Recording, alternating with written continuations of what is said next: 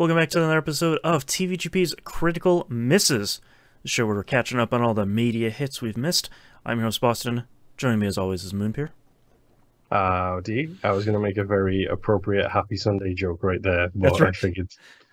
On this Tuesday we're recording due to scheduling issues. Yeah, we're recording this at 6 o'clock at night for me, which means it's 9 o'clock at night for Moon, so we're doing some late night business here. We're here to talk about Batman v Superman: Dawn of Justice. Since we're crazy, we thought, let's watch No. We are not crazy. I was trying to ease the burden of guilt off of myself. Since I'm crazy, I thought, there we go. Why not, go the whole way and watch the Ultimate Edition, because it's only 3 hours and 2 minutes long. Why not? Yeah, so we're gonna do that. Apologies in advance to everyone, I guess. I apologize for our second episode, which is gonna be a banger. Yeah, I feel like we might have to record this on a Saturday just to clear our schedules here. I feel like, hey Nimp, you're for showing up an hour early. Yeah, exactly. I feel like I feel like there's two movies in kind of the DCEU that are let's generously call them infamous. I feel like Justice League is kind of infamous for like a whole set of different reasons that we will get to in this season and the next. Sorry, this season of the DCEU and the next season of the DCEU. We're not doing all 10 or 11 or whatever in an order. I don't know. We're not punishing anybody. I feel like this movie, I feel like I know a lot of it already because of the seemingly baffling string of decisions that nearly everybody knows. I'm glad to see Henry Cavill back. Okay. I know that much. I know that Ben Affleck is Batman, which... Excuse me. Correct name, please. Hold on. It's been a really bad week. Batman's real name is Bruce Wayne. No, not even his real name. The correct terminology used for Ben Affleck is Batman. Oh no, maybe I don't know that one. It's Batfleck, dude. Oh, that's bad. Oof. Oh. I usually like Affleck. He's not... I recognize that he's not the best actor in the world, and that's okay. I don't need everyone to be like a 10 out of 10 actor in everything. He went through a real negative slice there in the 90s. We'll call it the Daredevil era. The post-Geely era. And he spent a couple of years doing some hot trash. Yeah. And then I think he's come back stronger. Like, honestly, this is part of him coming back stronger, one could argue. Well, and the thing that I like about Batman movies is to see I think you can make the argument that nobody has really played Batman and Bruce Wayne very well in the same movie. Yeah, this is the Spider-Man problem, where you had... Which Toby one are you good at? Yeah, Toby was the better Peter, Andrew was the better Spider-Man, and I think Tom Holland is the best of them both, to be completely honest. So I'm kind of curious to see, is Ben Affleck a really good white rich dude? Or is Ben Affleck the good guy in the cape and cowl with the voice? Okay. So, yeah. Okay.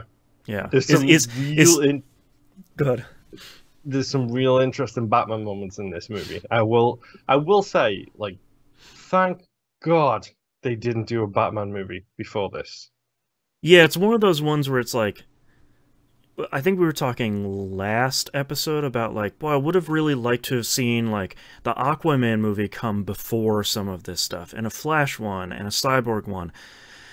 but we're okay with Batman. Like, Yeah, I don't know how many reboots we're up to at this point, so it's sort of like, a lot. yeah. And I made the joke last episode too about like, you know, Martha Wayne's pearl necklace, bloodied, falling on the blacktop behind the Get ready murder. for that again. Yeah. So I mean, we're getting what we usually get. So we know Henry Cavill. Yeah.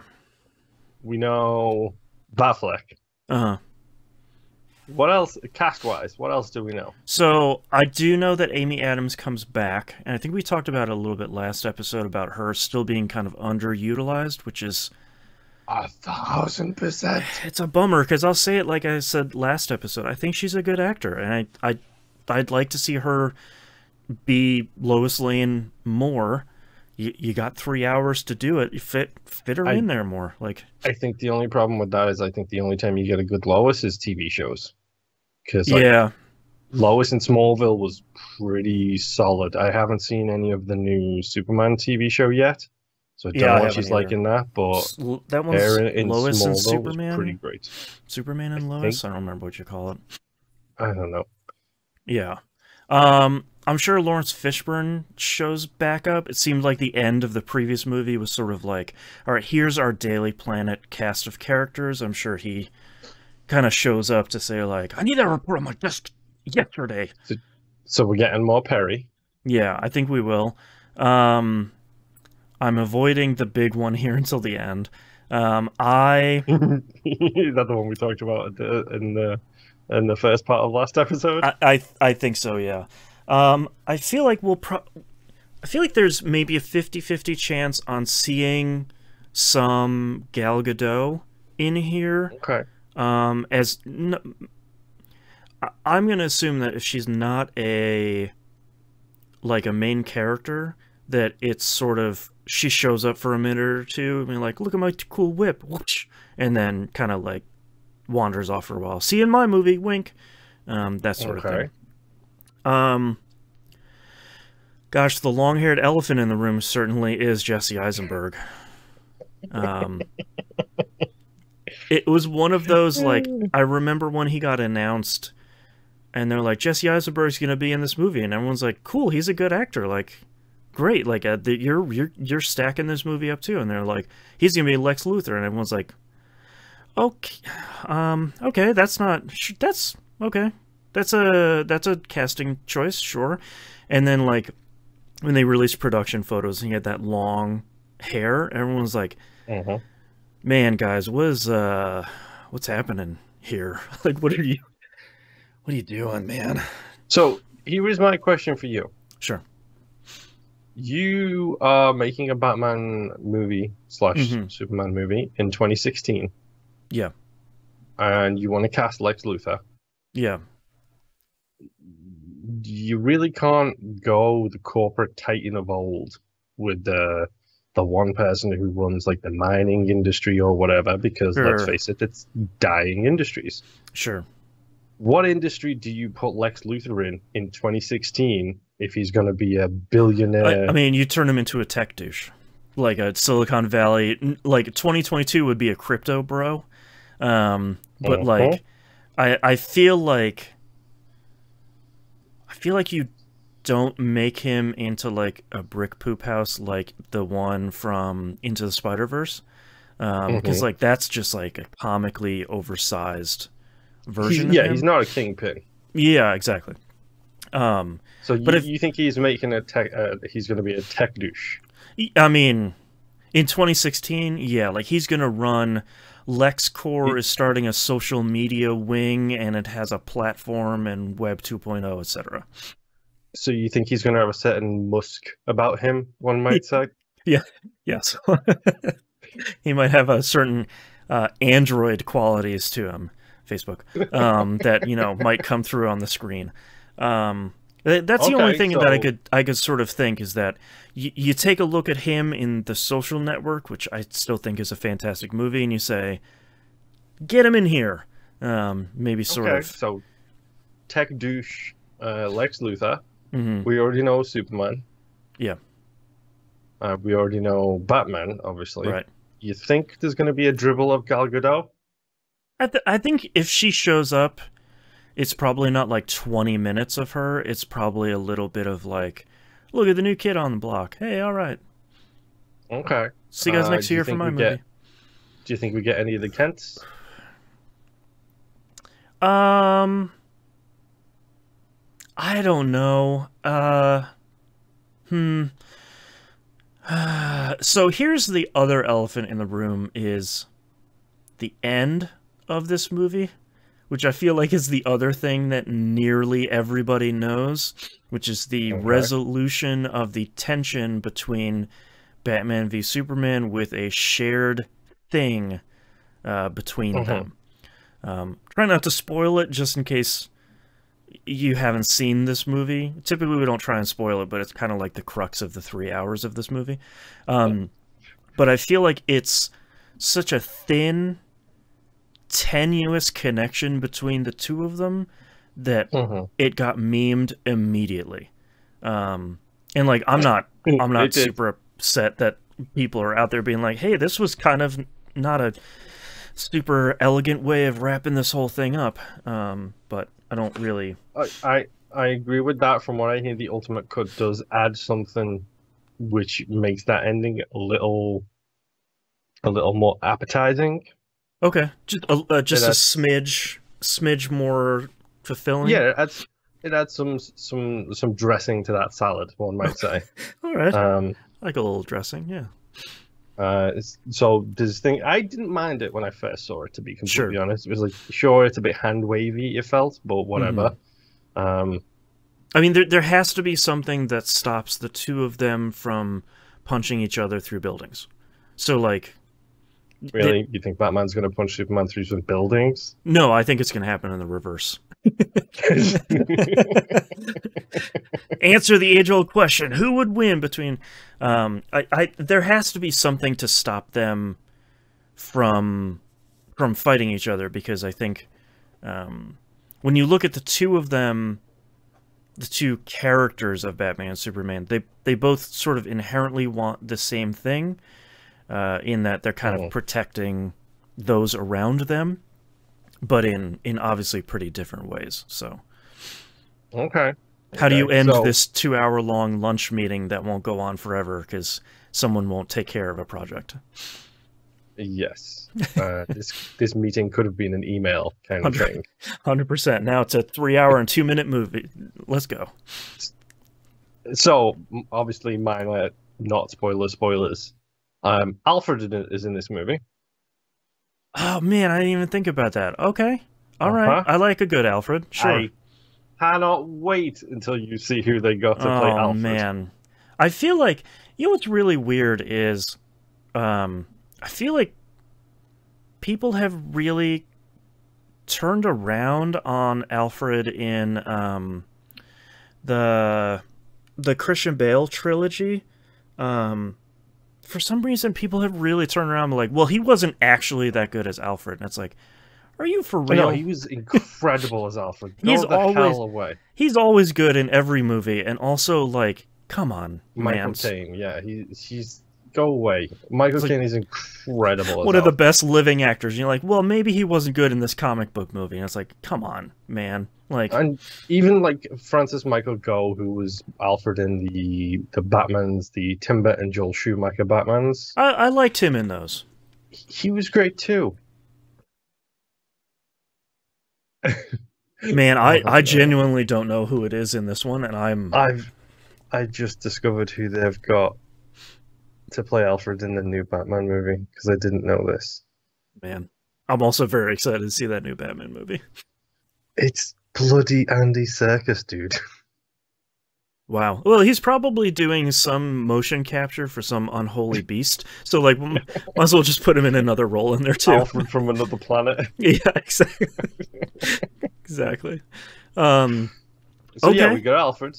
All right. I mean, Alfred has to show up, so that makes me happy. I'm curious. And what's Alfred's main role as Batman's companion, other than to serve him tea? It's to keep him in morality check, usually. Exactly. He is the conscience of Batman. Right. And this is a Batman who has seen some stuff, we'll phrase it politely. An older, And more tired Batman. Right. This is a Snyder movie, so it's going to go dark. Right. It's going to go... I've done things. Real dark. I killed those Jedi children. It was me, Batman. What about the younglings? That's right. Spoiler alert, the younglings are all dead in this too. Right. There is a lot of... And it's something I absolutely adore in movies most of the time. I'm not a fan of it in this movie, particularly just because of the way the fandom snapped onto that stuff and then used it as an excuse to do everything. Like, it's the famous YouTube 56 Easter eggs you didn't spot in a thing. Right. Here's the big red circle. What did you find? Oh, no. Yeah, like, it's all of that, and I love that stuff normally. We joked about it on the main show. I went to see Dune, and I was like, I guarantee you by tomorrow there'll be 10 things you missed in Dune, and I saw every single one of them, because I'm that kind of nerd. You can do that stuff really well, and just the same way you can do film criticism on YouTube really well that isn't, you know, a trash pile that cinema sins. Like, you can do it in kind of a tasteful, interesting way. Yeah, and I love that kind of stuff, and this movie is full of it. Oh, exciting. Full of that background stuff. Like, there's one moment in the Batcave which, in one scene, explains why Batman is the way he is. Oh, okay. And it's literally a panning shot that it doesn't even really focus on. You just catch something in your eye, and you're just like, oh. So it's the... let me take a stab in the dark. It's like the ripped-up costume that Robin wore when he got killed. Except it's not. It's not ripped up. It's got the Joker scroll on it, and it says, "Ha ha ha! Joke's on you." Great. All right, I like it. And it's like mounted on like the body armor like holder that all of the stuff is normally held on. Yeah. But it's left in that condition in the Batcave. It's like, wow. Okay, Robin's dead and Batman's in a dark place. Right. And little nice little touch. And then the things that happened in the last movie happened. Right. Right. Interesting. Okay. Gosh. Who's the villain, dude? Come on. Are we gonna go with just Lex? Is Lex the villain? Is Batman the villain? Is Superman the villain? I was gonna say, are they gonna triple up? Because obviously there's some friction. There's static between Batman v Superman. Batman ampersand Superman. Right there. Yeah. Yeah. Racing through those tunnels under Mexico. I guess Lex is going to be a threat of some sort. It's interesting because I feel like, apologies to go back to as well again really quick, but I feel like for those of us that were born in the early 80s, it feels like Lex is very much this big bald dude that is a good businessman, but he's also kind of physically intimidating. And I feel like the thing about Lex is always be like, all right, he can do his stuff. Like he's got goons to take care of stuff. But once they inevitably get killed, then he could probably step in and mix it up.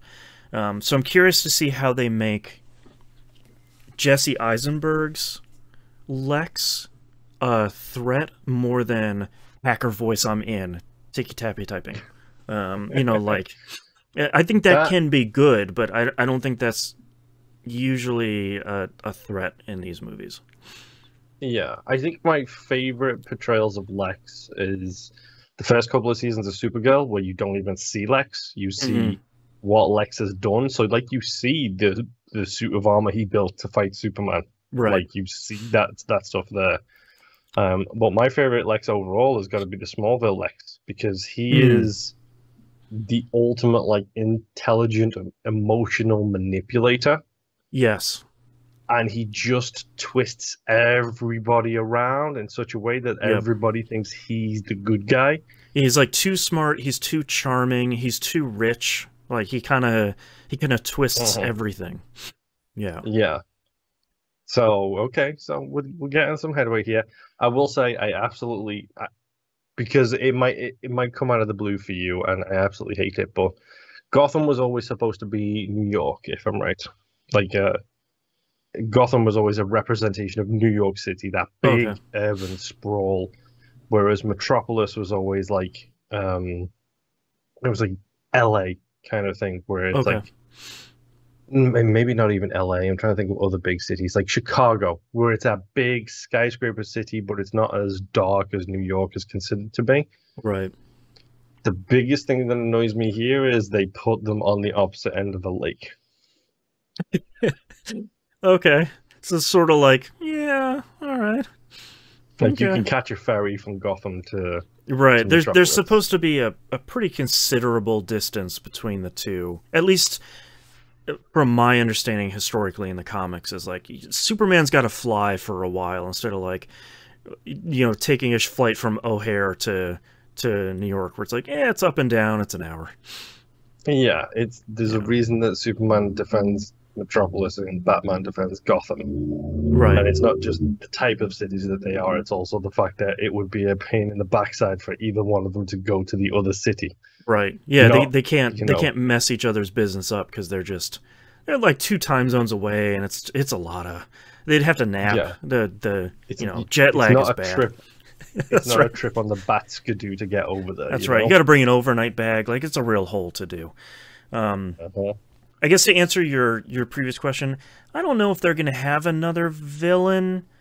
I don't know if they're going to start painting. I don't know. The hard part is growing up. I dabbled in DC comics. I liked some stuff. I liked Green Lantern, which is sort of infamously a movie that we got that wasn't regarded very well.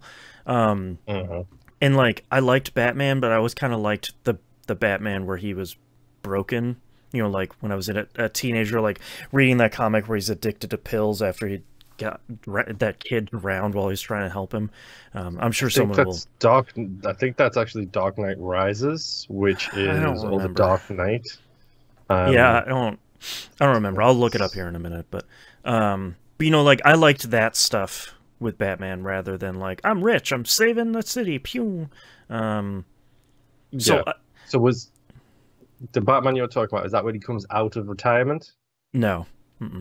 Okay. No, I'll look it up here in a minute. I completely messed up the train of thought. Sorry. It's okay.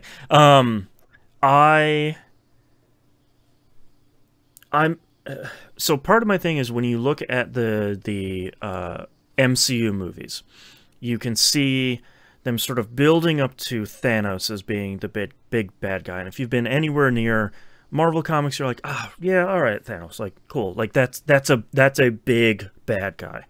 And I would figure that if you're gonna make these DCEU movies in the unfortunately large shadow of the MCU, you would probably try to build up to some sort of big bad as well for the Justice League to kind of take on. But I don't know who that is because I'm not well versed enough in the DCEU stuff or like in the DC stuff. So I'm going to break some stuff down for you here that is going to be hilarious and terrible for you at the same time. And I know it won't matter because you're going to forget it as soon as we start hitting play on this movie anyway. Exactly. They don't build to a villain for the Justice League. Does it just plop in the intro? Yup. Yeah. Okay. That's not surprising. And then the recut has a different villain. Wow, man. All right. That's you made a choice on that one. All right. And my favorite thing is I think that if they didn't have the recut with the different villain, they could have built to that villain being the Thanos of like Justice League 3 or whatever. 100%. Yeah. But they blew their load already on Justice League the recut, so it's like, okay, well that's one of the biggest Superman villains of all time that you have wasted in a recut, essentially. Right. Like you could have built something cool. Because this is what I'm talking about when I say like there's references, because there is a reference to that villain in this movie.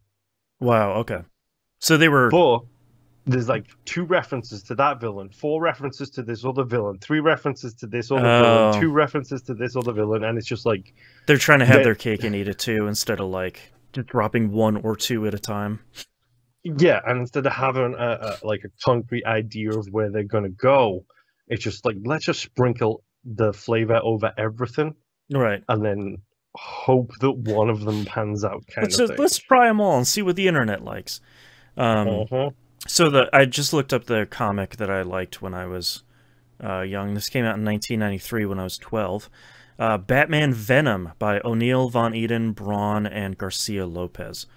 It's the one where Batman gets addicted to the strength-enhancing drug Venom after he fails to save Bane's Venom. before Bane was around. So this is kind of before Bane's time in the comics. Interesting. Yeah, it's a good sort of like what if Batman stopped caring in like 2 or 3 different ways. I always thought it was really interesting. So this is going to be something I am going to repeat for pretty much all of these movies. Okay.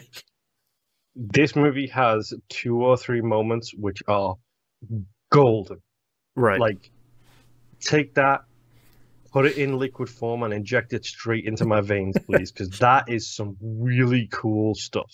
I mean, we saw it in the last movie, especially of like Superman's first flight, where it's like that was incredibly cool. You did an incredibly cool thing. Or him doing the first time he rescues the oil people is an incredible moment too. Yep. Like, this movie has got maybe, I'm trying, because in my head I conflate this and Justice League a lot in my head. Sure. And have you seen the Ultimate Edition for this? I have not seen the Ultimate Edition. So there might be even be a first. Yeah, there might be even cooler sequences that have been hitherto unseen. So I know you're probably not going to have the time to watch this in one sitting. Yeah, unfortunately not. So my challenge to you is find 4 moments that I would take injected straight into my veins. So I have the Moonpier hallmark of like, find my 4 favorite scenes. Yes, yeah. Because I'm hoping that they will, or even just write down your 4 favorite scenes, just so I can see if they coincide with each other, because I know for a fact that this has, one of them is one of the cheesiest moments ever, and I adore it for just how cheesy it is. Okay. And me having said that will give it away. The second a certain line is spoke, you will be like, okay, that's the moment right there. It's the Holy Rusted Metal Batman of this movie. I don't remember which Batman movie that was from, but it was one of the Bat Nipple ones. Yes, it was probably Batman and Robin, which I think it was, yeah. That was Schwarzenegger at his finest with Mr. Freeze. It was. I'm sure we'll get to those movies too at some point. We'll just giggle through that entire movie of like, this is great.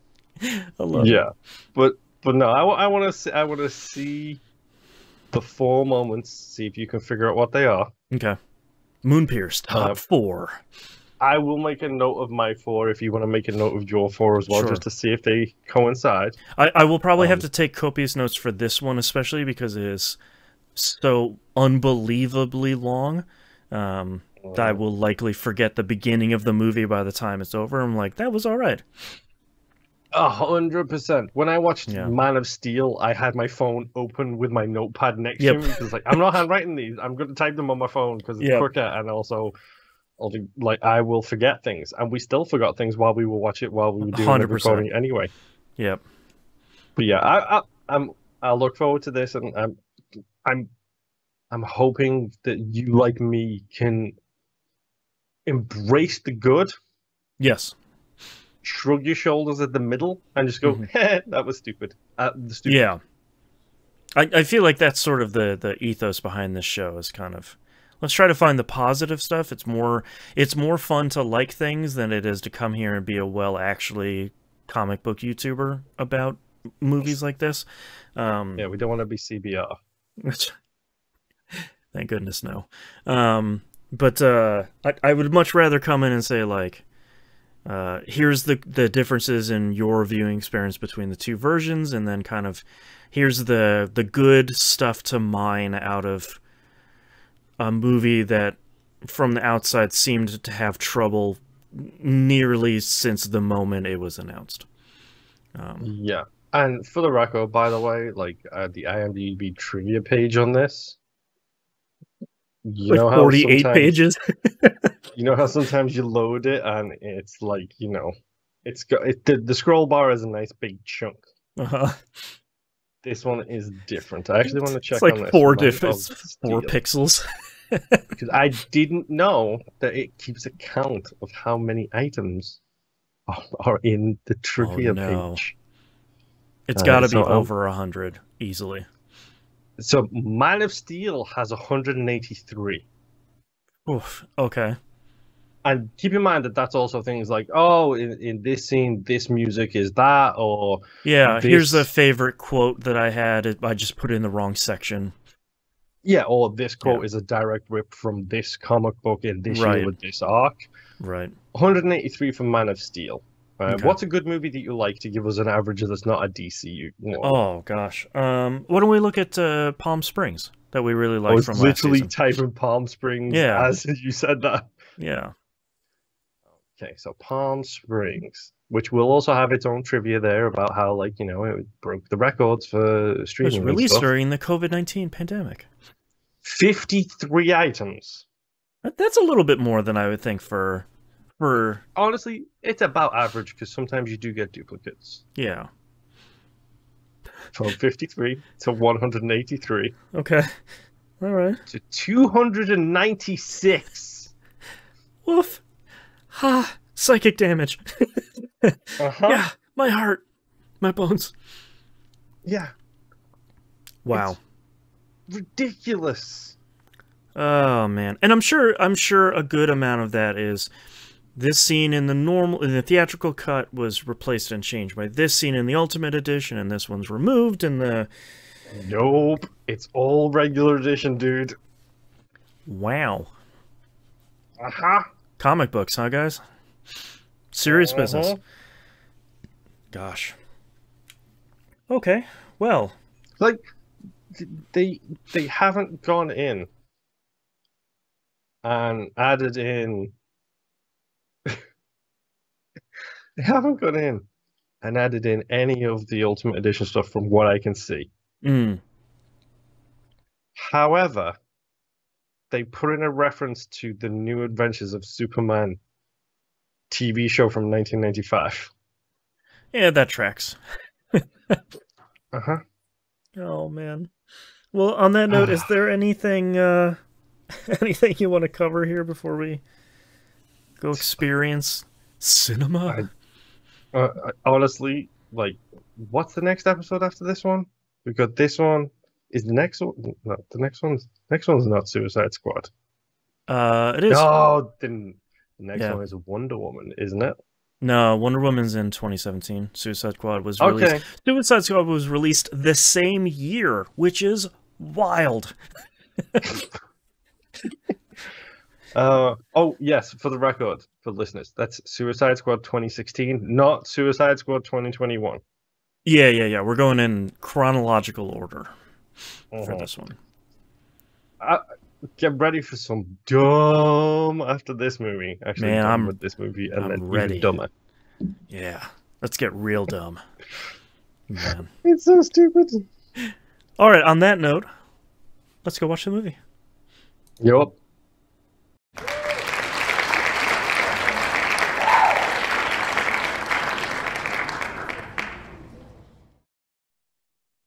Welcome back. With 3 hours and 2 minutes later, exactly. We are back here from the Dawn of Justice, the Ultimate Edition. We've seen the Dawn. Note here at the beginning, Moon and I haven't talked yet about how we're gonna cover this movie, discuss this movie. We're gonna miss stuff. We're probably gonna miss a whole lot. Because this movie was cooking at 3 hours, a little over 3 hours. So if your favorite scene doesn't get talked about, I'm sorry. We don't have 7 hours today to talk about every shot in this movie, sadly. It's not every movie that we watch where we have to schedule a different day to our normal day because Yes. we're afraid of the time limit. That's Yeah, we're how. recording this on a Saturday, just because of both of us saying like, "Ooh, I don't know if we have the time." Um, Can we start with the length of the movie? yeah,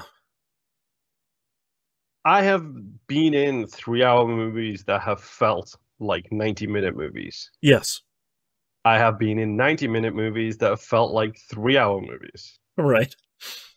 This is a 3 hour movie that feels like a 6 hour movie. It feels every minute of its runtime. In like I feel like just like the previous movie, some stuff is just like, this is the coolest thing I have seen in a really long time. And some of it is like, what am I actually doing with my time right now? It's the highest of highs and the lowest of lows. And I did find 4 moments. I found 4 moments that I like, Okay. that I really, really like. I'm waiting for the memory to remind you in your head what we discussed in the first I part. think you saw the light bulb go off where it's like, right, that form, yep, the 4 moments. Those are things I remembered in the week that it took me to watch this movie. So I watched this in 2 sittings. Yeah, I watched it in like 3, but a lot of it was because my first sitting was when I sent you that screenshot of the progress bar saying, you've watched 50%, an hour and a half left. And I was just like, this is messed up, man. And then I watched like the next 45 minutes until the movie was like, these two are going to fight now. And I was like, okay, I have to take a break. I'll watch the rest of this at another point. I think the next day I watched the last like 45 minutes. We'll get to it, but I literally watched up until the point where they're about to fight. I was like, it's 12:30 a.m. I need to be at work tomorrow. Right, like I can't keep going. I'm tapping out so hard right now. Yeah. So let's cover. I feel like this is going to be a little bit all over the place. I have a lot of notes, by the way. I basically have a step-by-step of what happens in this movie. Okay, I have as we go. I have a pretty good amount of notes. I like we talked about at the beginning of this episode. Of course, it opens with the murder scene. The Martha and Thomas Wayne murder scene. I kind of like the shot of the gun, like underneath, sliding back and splitting the pearls apart. Yeah, like I think that's an interesting way of showing it. I like the idea of the first couple of minutes of the movie where they're showing that switching between the murder scene that you always see and the Bruce Wayne falling down the whatever shaft. Yeah, the well with the bats. I like that it's switching between the two of those because it's like, look, you've seen this before. Here's the Cliff's Notes, Spark Notes if you're it's the credit millennial. Sequence. Yeah, so like you're cutting it. One of the dumbest shots in a movie I've seen in a really long time are the bats lifting child Bruce Wayne out of the well. It's a dream. It's a dream, Boston. It's his nightmare. Over and over and over again. It's one of the dumbest shots I've seen. Me watching, I'm just like, okay, sure. But he's Jesus. Do you not understand that from the T-pose? Yeah, I'm picking up a lot. Did you notice how the comedian from Watchmen is Bruce Wayne's dad? Yes. Yeah, I thought both of them did pretty well for being in the movie for like a minute or so. I'm sure there are a lot of feelings about it, but I actually kind of liked seeing the end of the previous movie on the ground from Bruce's perspective.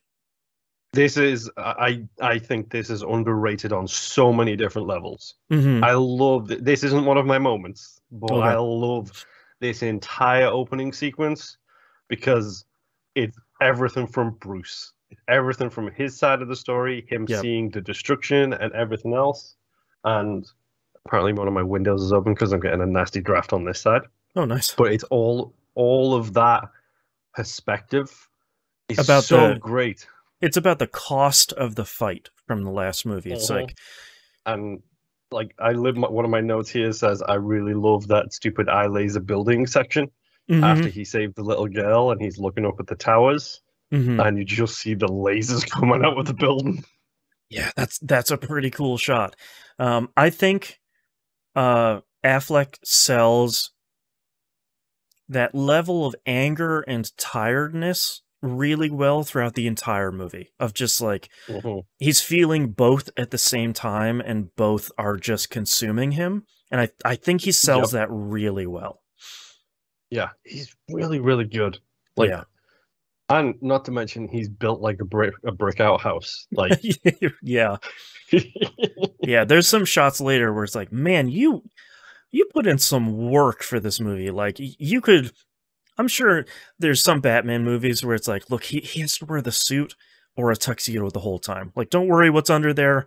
Let's not even talk about it. But this one is just like, here's a training scene. I'm ripped. I put in the work, man. Really good. But yeah, I love that whole opening sequence, the human perspective of that fight. And I like the fact that it's like, you know, Metropolis, the world is introduced to the Superman, and they refer to him as the Superman. Not Superman, the Superman, which is context for something I will get into a lot later on. Okay. But that whole sequence is fantastic. And then it jumps to the desert scene. I can't believe not. Pardon? The desert scene is next, I think? Nope. Okay. We get the thing that nobody has discussed out of the two of us or even brought up next is the kryptonite scene. Where it's in the ocean and they pull it up from the ocean and that guy cracks it open with a hammer. Right. He cracks it. It originally to me looked like some sort of egg, and I was like, is this like secretly an alien movie too? Because like that would be pretty dope. And he cracks it open and it's green, and my immediate thing I said out loud was like, oh, of course it's kryptonite. Like, one of those things where it's like, oh my god, of course, like, just like in the first movie, Zod, of course it's Zod. Yeah. Like, geez, like... So yeah, we see a lot of kryptonite in this movie, which is interesting, at the very least. Yeah. Then yeah, we get the Lois Lane desert scene. Right, she's going there to be an intrepid reporter, an investigator, like usual. I'm a journalist. That's right. She meets Jimmy Olsen, which I wrote in my notes, Jimmy Olsen, and then like literally 2 minutes later, I hit the enter key and wrote, never mind. Jimmy Olsen will not be seeing any more of this movie. Yeah. I wonder if they'll pull a James Olsen down the line, because they did that in Smallville where Jimmy Olsen was killed and James Olsen inherited his camera. Incredible. Like, okay, sure. A lot of this setup scene is pretty okay. It feels a little bit dated. PMCs in the Middle East, everything else. Yeah, and like it's all fine. There's a double cross that's happening. Yes. The guy with the slick back hair, by the way, he is famous villain A.G. Beast. From the comics. Okay. We do get the incredibly cool shot of Superman just landing through the roof of that building, and like him landing and the cape is out. I was like, yeah, man, that's a great shot. I like that one a lot. We get moment number 1. Okay. Is when Lois lowers her hands and smiles. Yeah, where she relaxes. Because she knows what is about to happen, and it's just it's a great thing of knowing the other person and him just tackling the dude through like 5 walls. Yeah. Yeah, there's a lot going here with like some double crossing and innocents getting killed and some stuff getting burned because they're going to frame Superman for the crimes in the Middle East, which we literally cut straight to. Yeah, it was all Superman. And like this lady testifying, yeah, Superman burned everybody, and it's just like, yeah, which I looked and these scenes feel a smidge out of place because they weren't in the original cut of this whole woman's testimony and stuff like that, which is interesting because there's one of the larger problems I have with this movie is that the turn on Superman feels really instantaneously. It feels really fast, and my thought throughout this entire movie, which is maybe a good or bad thing, is, man, this should have been a miniseries. Like, this growing tension between Batman and Superman feels like it escalates. Like, every time Batman, like, runs into something, it escalates immediately. And it, like, it feels like the tension between the two of them isn't that great until, like, Superman lands and he's like, I could kill you if I want to, but I'm going to give you I'm going to let you live. Excuse me. And I'm just like, where is... you two don't even know like, where is this happening? So I wish there was, like... apparently, I wish to be cursed with more of this than a 3-hour movie. But it feels like the build-up to all of this stuff just happens because this movie has so much to cover that it doesn't give everybody enough coverage.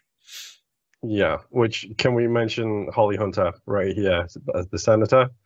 Like, knocking it out the park as, like, a politician who doesn't agree with Supes, but also is not willing to do whatever it takes to make it what is needed. Also, she's Elastigirl from The Incredibles, if you didn't recognize her by the voice. Yeah, she's really great. I don't know what I've seen her in lately, but I feel like she does a really good... There's one scene I don't like her in. It's her last scene in this movie. And the rest of it is really good. Of just, like, a politician that's maybe not willing to get her hands super dirty, but is going to get out there and kind of, like, talk the talk. Yeah, and this is when we first do the jump over to Batman, essentially. My first note here is Jeremy Irons is Alfred. I was going to ask, did you get that from the intro or not? I did not get it from the intro.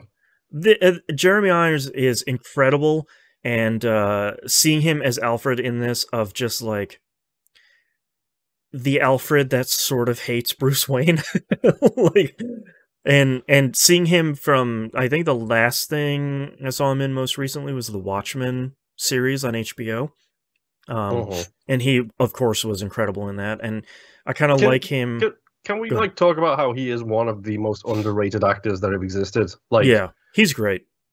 It feels like everybody else of his era got their dues, which is the guy who plays Snape got his dues. Sure. The guy who everybody loves, who's like he's one of my favorite actors, and I forgot his name. Welcome to Critical Misses. Bad guy in Fifth Element. Bad guy in Leon the Professional. Good guy in the Harry Potter series as the werewolf. I'm not going to remember his name. But yes, the guy everybody loves that's in every movie. Like, they all got their dues. Everybody loves them. Everybody gives them mad props for everything that they do. And it feels like Jeremy Irons was so let down by the fans of movies. Yeah. He's so good in everything. He really is. He's really great in this. Like, him and the whole Batman sequence of him being, like, throwing the morality lessons out at every single chance he can, but also doing it with that, like you said, that hint of spite in his voice, where he's just like, this is not how I want it to go, kind of right thing. Like, I've hitched my cart to this horse. This dude kind of sucks now. Like, Bruce Wayne used to be something, and now he's just angry and tired. The makes good men cruel. The way he delivers that cruel is a good one. It's a kick in the gut. Yeah. My next note here is I kind of like how the Batcave looks. It's modern, kind of industrial, and sort of shockingly sparse. Like, you can there have been Batcaves in the past before where it's like, yeah, I got like a platform with a cool computer and my suits, and then it's a cave, like a literal cave. But this one feels kind of like maybe this is the place that Bruce sleeps in and kind of lives in the majority of the time. And it's his bachelor apartment. Yeah, it's like it's the place where he spends most of his time, kind of not for better or for worse, but probably for worse. Honestly, it feels like, I mean, we talked about this, like they do a lot of storytelling and world building without telling anybody anything. Because I think this Batcave is the one underneath that like glass apartment I house get the thing. impression, yeah. Because Wayne Manor has been destroyed. Like it's just rubble. Like when he goes and visits the graves at Wayne Manor, the whole thing is just wrecked. Yeah. And is this the part where we see the "Joke's on You" It is, outfit, yeah, or where is he that like later? he comes, I think this is the part where he like looks at the suit and I think he's thinking about like maybe it's time for me to kind of toss this thing back on, and he closes the door and he goes up the stairs and the Robin outfit is there. It's an Oh yes, that is when he gets invited to Lex's place to do the fundraiser. uh Which, speaking of which, the very next sequence is we get introduced to the senators meeting Lex. Yeah, they go to the LexCorp The offices. labs. Yeah. Yeah. I have so many thoughts about Jesse Eisenberg in this role. I Okay. feel like half of it is legitimately very good. I think Uh-huh. I like him as an actor. I think when he is the Facebook salesman, like he is in the majority of the scene, I think he's really good. Like he really leans into this kind of like fast talking, you don't know what you agreed to until maybe you got back in the car and you realize you sort of got screwed. That kind of thing. But like there's that really great scene where he's talking to the male senator and he's like, well, I need Yeah. access to this, I need access to that. He puts the Jolly Rancher in the dude's mouth. Like it's this power play that I think is really interesting. I love this whole sequence, like him. It sets the baseline for his character in this scene alone because he's talking about how much he hates gods, and now Yes. gods are among us. Spoilers for a future scene coming up here. Right. But like him talking about being, how are they supposed to defend themselves against gods? And I particularly like the fact that he says to the senators, "Yeah, I need an import license for this big rock because Yep. this big rock is possibly going to hurt Superman because I need a silver bullet just in case." Yes. And the senator's response is like, "We're not making a weapon to not use it as a deterrent. We're just not going to do it. We trust in Superman, even though they want more, even though she specifically wants more accountability from Superman. Yeah. She's not willing to make something that will kill him just to get that." And I love how Lex describes it as, at least this way we can defend ourselves instead of relying on the kindness of monsters. Yeah, that's a good line. It's a really good line. And like I'll be honest, I think he does a great job as Lex. I like this Lex a lot. I like this Lex until I like him less as the movie goes on, but we're not at that part yet. But I think this introduction to Lex here I think is really solid in sort of saying like we talked about at the beginning, this isn't the Lex that you're used to. This isn't like the shipping magnate. This is like, I run Facebook. I have more money than anybody else. I need, you can help me, or I can just buy this. Like, I will find a way to do it, but we should probably work together. Yeah, and that male senator is the one who's like, "Yeah, cool, let's go. Tell me what you want. What is your wish list?" Yeah, and he gives him the wish list. And he gets a Jolly Rancher. Yep, he gets a Jolly Rancher for his troubles. Yeah. I think this is the fundraiser sequence. Yeah, I think it goes pretty quickly to the fundraiser. I mean, again, like we talked about at the beginning, this movie is very long and there's a very lot, so I'm sure we're mushing some stuff together. But yes, this is actually where he walks back because Alfred gives him the speech of not breaking into Lex's place as Batman, but rather attending as Bruce. Yeah, because you don't have to because you were invited. And this is because I wrote Joker reference in my notes here. So this is where we get that suit. And this is where we first meet Gal Gadot. Yeah, who's in the movie way more than I thought. So much more than the original cut. I'm not Okay. gonna lie. Yeah, definitely not in here for just a minute. Um, I like everything but one specific thing in this scene. I really like Bruce Wayne like cutting it up and mingling and stuff, but also kind of like maybe a little too focused on the job. I like because Clark is there as well, and he's hearing Alfred as well over the speech, which is great. That's one of my the things I love so much about this scene is Clark is just sitting there and being like, "Wait, who is talking right now?" And then he like traces it to Bruce, and he's like, "Okay, I'm not entirely sure what's going on here, but it's clearly not good." And I like Batman doing a little bit of infiltration work where the very much a movie server room is across the hall from the kitchens. Which, if anybody thinks that's unlikely, you should go work in IT. That's very likely. Yep. It's not advised. It's just likely. Yeah. Oh, well, you're lucky if it's not in the kitchen at the same time. True. I like that Gal Gadot is kind of walking around and trying to figure out what's going on. I don't like Lex's speech. I like it and hate it at the same time.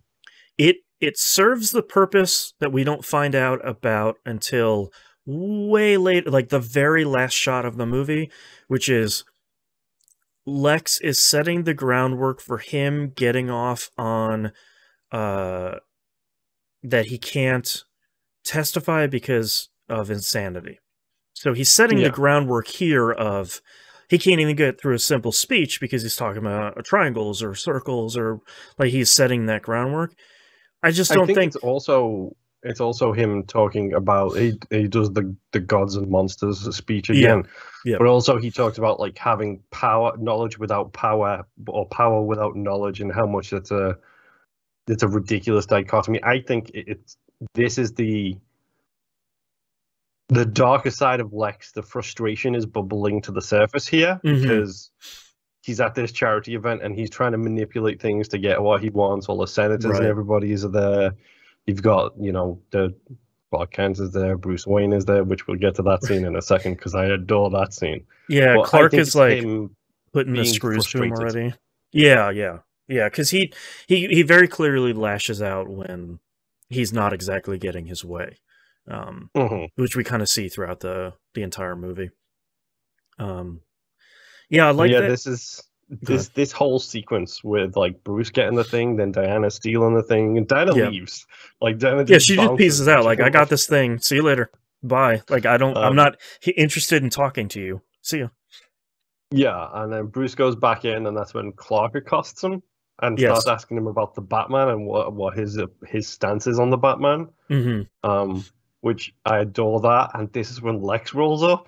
Yep. Who, my note here says, Lex is a fanboy of Bruce Wayne, ? Because he's just like, Bruce, we need to work together. Yeah, I think it's interesting because I think the movie angles it as not that Lex is interested in Bruce's money, but I think he's interested in Wayne Tech being like on the forefront of technological advancements. So I think it's very much like, you lead this company, you're a great inventor, like our company should work together, like we could make great stuff. Yeah, I think he even makes a stupid joke of like, our lab division or our science division is working on things that are out of this world, and it's just like, really? It's like, really, man? You're like showing your hand a little bit too much. But yeah, I like that both Bruce and Clark start giving him the business. And Lex is just like, I did not expect this was going to happen. I did not foresee this being a possibility. Yep. And then the senator's like, his aide is like, yeah, the senator needs you. And he's like, senator's got to go. That's right. Okay, bye. I don't remember the scene with him and the senators, though. Oh, God.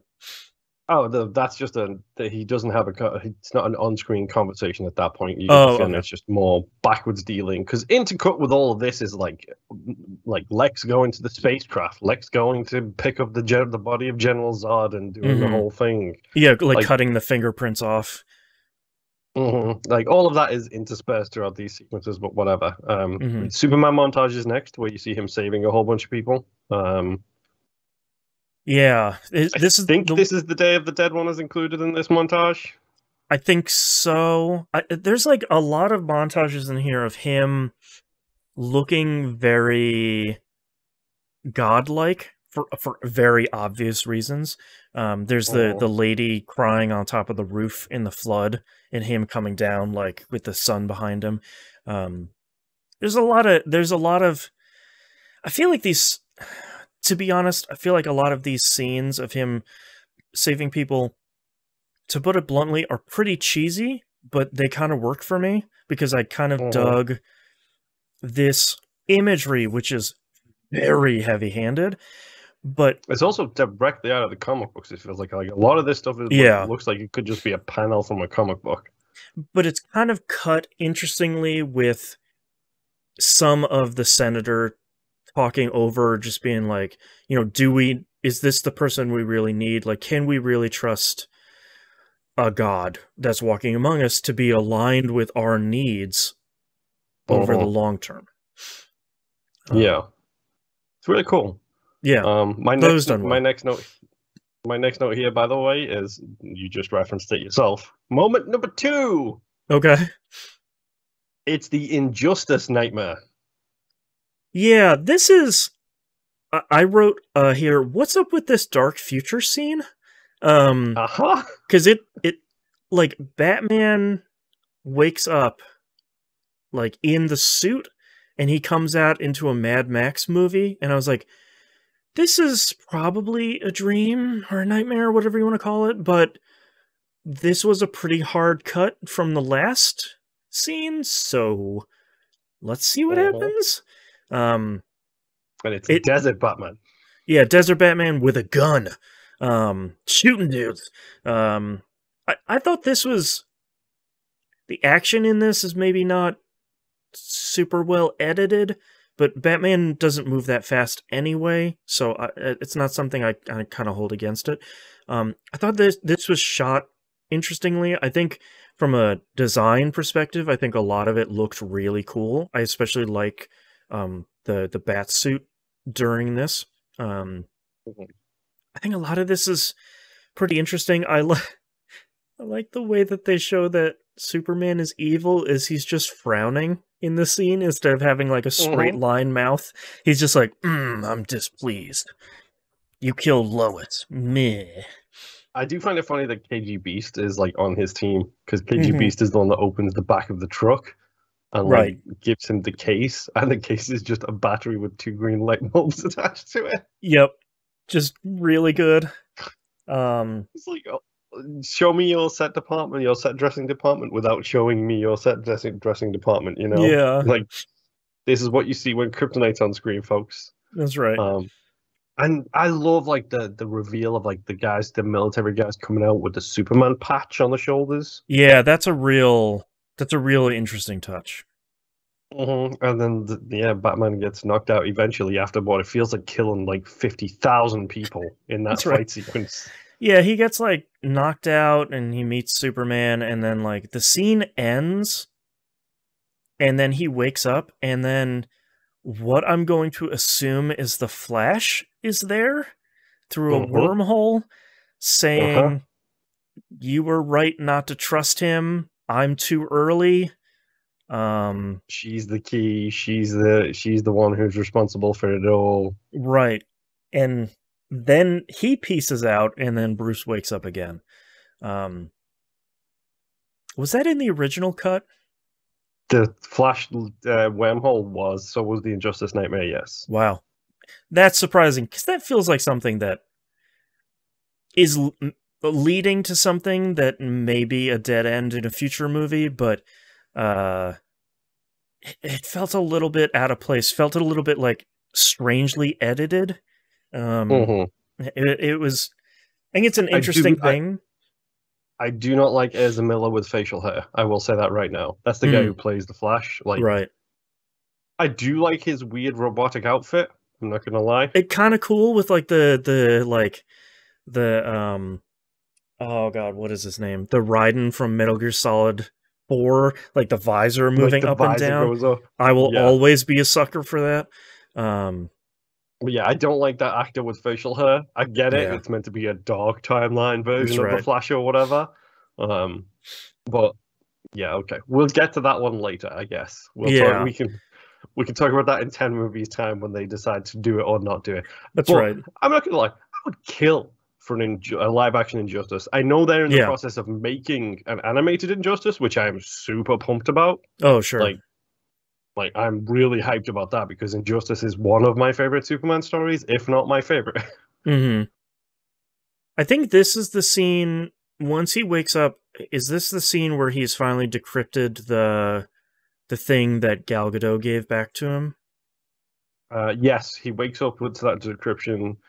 I don't think at this point we get the Justice League thing, or the metahuman thing. The metahuman thesis. I think yes. Yeah. I think this is where he finds out about the kryptonite and decides to steal it. Yeah, because he finds that the thing he's been hunting isn't a person, it's a ship. And he's telling Alfred, like, well, I mean, the ship, gotta take down the ship because it's got a dirty bomb. It's got a dirty bomb. That's got to be bad, right? You've heard of that. Anyways, I'm gonna go to the ship. And Alfred is like, the White Portuguese, by the way. The White Portuguese, which is a really good name, man. Like that's a real good comic book name. And I like that Alfred is like, yeah, cool. You've never been good at lying to me, so like, what are you actually doing? And like, don't be a baby about it for real this time. And he's like, okay, fine, cool. It's a weapon to fight Superman. Are you happy? I'm not happy with Superman. I'm old and I'm tired. And I'm sick of this. And you're going to take it and destroy it, correct? And he's like, no. Yeah, I'm going to take it and make a weapon out of it. Yeah, like the Bruce is like, absolutely not. I'm going to make a weapon out of it. Bye. Just and this is when we get the Batfleck Batmobile, which... Yeah. I kind of like. I kind of like it too, and I kind of like that there isn't a lot of like the tech fetishism from Batman in this movie. They clearly do not have the time to deal with it, but it isn't like this big unveiling of the Batmobile and it's the Batman theme swells and like Alfred's putting him in it. It's just like, here is a tool, I'm gonna get in it, I'm gonna go. Like it's very matter of fact. Because this is also, I think this is where he ambushes the convoy and he's trying to steal. Yes. He's trying to steal the kryptonite. And the only thing that stops him from stealing the kryptonite is when he turns around a corner and crashes into Superman. It's a really good scene of him, like, he is taking care of business. Like, he has been doing this a very long time. He knows how to use his tools. He knows what... This isn't Batman Begins, where it's like, what... I can repel. Whoa! It's like, nope. I'm getting in. I'm doing it. I'm getting out. Like this is what I do. Yeah. For anybody listening who is complaining in their heads about us talking about Batman shooting people with guns, he originally started with guns in the comics, and also this Batman is old and done and tired and broken in so many different ways. I don't care if he's killing people with guns. This is a dark timeline Batman. He's literally branding people. Yeah. So, oh God, we forgot about that. Yeah, I've never been someone who's like inspecting the tapes to see like, oh, did he shoot a gun and it hit a person? It's like, I really don't care. This dude is chucking people off of like 5-story roofs. There's gonna be some stuff happening. So like, I'm never the guy where it's like, well, Batman never kills people. It's like, I don't really care. Okay. I just want to see Batman do cool. But yeah, I love the scene of him like escaping. He's doing great. He's doing some cool moves, and like you said, he literally turns the corner and runs into Superman, who doesn't move at all, and like he careens off. Like one of his wheels is in trouble. He careens off, and I was like, that's a really great shot. Because it's like Superman doesn't realize why he's stopping. He is stopping a less bad guy from a worse bad guy getting the weapon. Right. And I love the fact that he goes over, and this is my moment number 3, by the way, is this whole sequence with Superman ripping the top off the Batmobile. Yeah, just like a can of tuna fish, just like. Uh-huh. And then Batman stands up, and they have this whole face down, and he's like, Yep. "You need to call it. The next time they put your light in this guy, you stay at home." Yeah. And his response is, "Do you bleed?" Yeah, I forgot about this. I love it. It's so bad, but I love it. I forgot about this scene because it got memed almost immediately, the "Do you bleed, you will" scene. I think it's a cool line, and I think if Batman spoke it directly to Superman's face, I think that would make this scene really great. But Superman flies off, and then Batman with He flies off after the "Do you bleed" line. Yeah, but like Batman's saying it with the voice modulator, and it makes it sound a little weird, and it makes it that voice modulator always makes it sound cheesy every single time. And it's better in this movie, but it's still not like 100%. And I think it's a cool line, and I think it's something that like would work really well in a comic, and I think it's like 90% of the way there in the movie, and it just needed a couple tweaks, and I think it could have been a really great scene. But I agree. I think it's a cool line. Like, I think it's just like Batman has faced down this dude, and it's just sort of like, I have the thing that will stop you, so you can talk to me however you want. He doesn't even have it yet. That's my favorite thing. He doesn't have it yet because the convoy gets away and goes to the land. That's right. Yeah, that's right. But Batman like clearly has a plan, and he's just sort of like, I don't have to deal with you, Superman. Like, whatever. Really good. This is where my notes end, by the way. So I don't remember why. Really? I still got so many notes. I think I was just along for the ride at that point. Okay, so Senate hearing is next. The trap of a Senate hearing, we should refer to it as. Yeah, this is so they're looping back a shot we get really early on in the movie where a guy gets his legs crushed by falling debris from one of the buildings, and Bruce Wayne pulls him out. He loses his legs, and he's very that guy is very anti-Superman. He's very Rorschach from Watchmen, where he's just like, walking around with the "end is nigh" signs. Yeah, like his wife. He says like his wife leaves him. He can't hold a job. He can't even like pee right. Like he's obviously he obviously hates Superman. And then Lex offers him the opportunity of, look at this shiny new wheelchair. Ooh, fantastic! You just have to do something for me. And like him. He basically sets him up to go and be like a witness against Superman. And then we do find out right before the explosion that Wayne has been sending them checks. Yes. And he hasn't cashed any of them and has graffitied them and sent them back to Wayne Enterprises. Yeah, and Bruce didn't know? Yeah, they didn't bother telling Bruce about it for whatever reason. Right, right. And yeah, big explosion. Yeah, the only thing that I wish was cut a little bit here is I wish they trimmed a little bit of the senator's speech where she sees the granny's peach tea mason jar. I wish they kind of tightened that up a little bit, because it's a lot of like, you probably didn't need to turn the jar around. You know exactly what is in there because the movie made a very distinct point about it earlier. Yep. But yeah, man, that place blows the hell up, and only Superman is standing there. Of course he is. I love that shot. That shot of Superman just standing in the middle of this explosion. Yep. And like he has this whole fear of like, did he not see it because he didn't want to see it? Yeah, was he not looking for a reason? Like that is a nice conversation with Lois when that goes on later on. Yep. Well, he does. We get up. Well, I want to mention one thing that I looked up. This scene was surprisingly cut out of the theatrical version of him helping people outside of the courtroom before he flies off. I'm surprised that was cut, because that seems like at its core who Superman is. Where it's like, I'm not sure if I caused it, I'm not sure what really happened, but these people need my help and I can help them, so I'm going to do I'm it. going to. Yeah. Yeah. I thought that was interesting.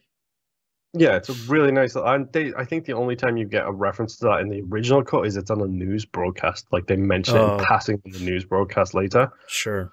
And I think we get the Batman montage here where he's trying to figure out exactly what happened. So another montage for the books, and this is Right. Batman interrogating people? Question mark? Yeah. Mm-hmm. Yeah. Yeah. And I think this is where he then ends up looking up like the metahuman research, and we get the 4 files on his computer. Yeah, the 4 here's the Justice League files. Yeah. Go ahead. I actually kind of like the videos here. Like, I like the one for the Flash where he sort of saves the day and there's like some electricity interference. I kind of dig that. Aquaman's is fine. That one's okay. Cyborg's is creepy as hell, but you don't see the full thing until later. Yeah, Cyborg's is real rough and kind of initial. I did like the design of that box that has like the tech waves all over it. Like that thing looked cool. I'm just gonna get it out the way. It's called the Mother Box, by the way. That's a bad name for it, DC. You can't. Yikes. Was this The Binding of Isaac? And then yes. And then of course he finds the Gal Gadot file with her from like 1918, I think it is. I can't remember. I think so, maybe. Who knows? Yeah, her and what's his butt over her right shoulder, and then a bunch of people hanging out.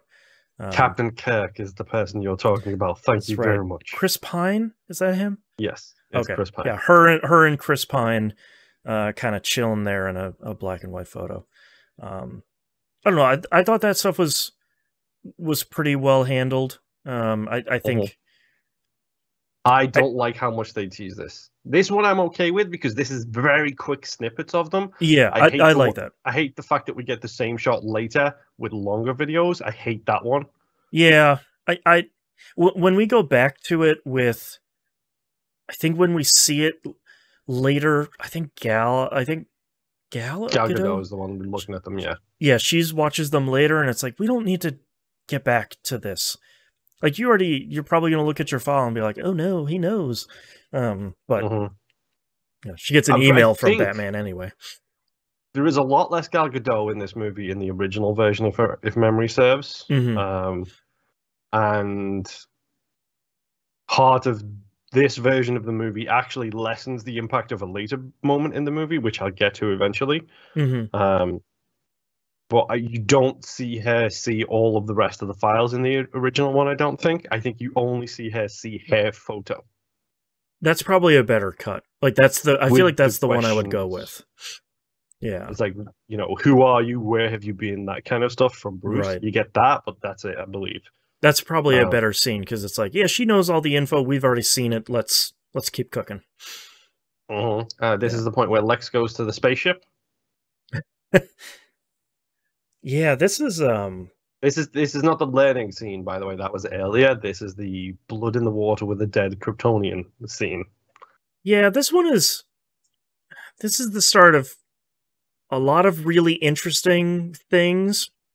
Interesting in quotation marks. Is that what I heard in your voice there? No, I think half of it is really good and half of it is not great, and I feel like the other half might pay off in a future movie, maybe, that hasn't been made yet.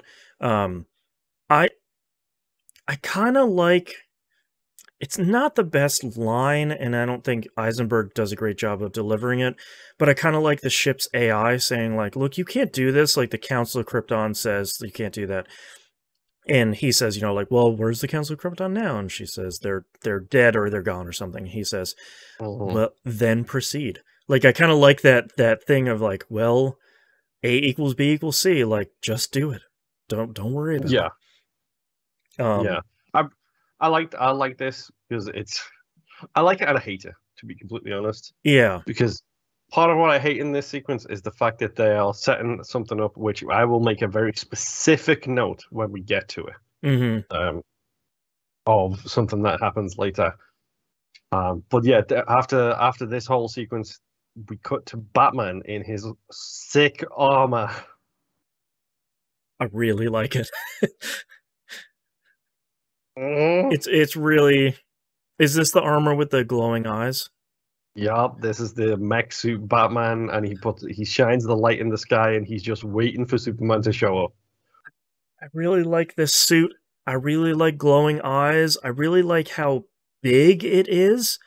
Like we get, I think right before this, or maybe a couple scenes ago, we got the training montage with Ben Affleck's butt, and it's just like this is a big dude in a big suit, and he has made a bunch of weapons, and he's ready. Like he's ready to fight Superman for reasons that I think maybe aren't the best. I think it. I specifically have something to call out on that later on when we get to the moment. Which I'll save my criticisms for then. But I do like that he's kind of ready to fight him. He lights up the light, and Superman comes, and the movie is very much like these two are going to fight now. It's like, okay, well, I've been waiting like 2.5 hours. Literally 2 hours, dude. 2 hours on the button is when Superman, because we missed the montage, again, another montage of Martha getting kidnapped. Of Lois right, getting by kidnapped. the Beast guy. Yeah, that's right. Yes. And 2 hours almost to the button is when Superman shows up on Lex's helipad. Oh my god, I forgot about this. Okay. I forgot about this because I don't like this scene. I kind of like this scene. This is my problem. Is I don't like Superman's reactions. I like the scene in general. I don't like him acting like a whiny little child. My problem with this movie is I like and I loathe Eisenberg as this character. I think he does a really good job of threatening and menacing, but in some of these scenes, when it slips into the insanity, like when it takes that one step into like the insanity part of this version of Lex, that's where it starts to lose me a little bit. Like him showing the pictures of Martha, which like with Witch, it looks like Witch is carved into her forehead. That's really good. Like him just showing those so Superman doesn't punch him and he's like throws it on the ground. Like that's really good. Like you have found his weakness and you are capitalizing on it. But when he goes a little bit crazier, that's where I sort of start losing it a little bit. I like the conversation he has with Superman. Yeah. Where Superman Superman says to him like, "I'm not going to break you when I take you in," which is more than you deserve. Right. Because now I know the truth about the bombs and everything else as well. Because intrepid reporter Lois Lane has been massively underused again in this movie, we should say. Yeah, just one situation where she's in peril after another. And she solved the whole thing. And by the way, there was so much scenes of her like talking to Pentagon people and scientists and I have this bullet. It's not made of a material, and LexCorp did it. Oh, and they saved someone in a desert. Oh no, they know. Everybody knows. Yeah, but like Superman showing up and having the face off with Lex, and Lex is like, yeah, God has many different names. You know, God is very tribal. You know, it's God, it's this, it's that, it's Kal-El, it's Clark, Joseph, Kent. Yep, the way he spits that is really good. And like the whole conversation of like, I learned a long time ago, and I love this. I don't get me wrong, don't become a supervillain based on this line alone, all you listeners out there. Right. But I love I learned a long time ago that God cannot be all knowing and all good. Because if he's all knowing, then he cannot be all good because he all good and all whatever it is, actionable, whatever. Yeah. He allows bad things to happen. Right. But if he's all good, he allows bad things to happen. But if he's not all good, then he's making bad things happen. Yeah. So screw God. Right. And you just happen to be a personification of God directly in front of me, so I Yeah. hate you for it.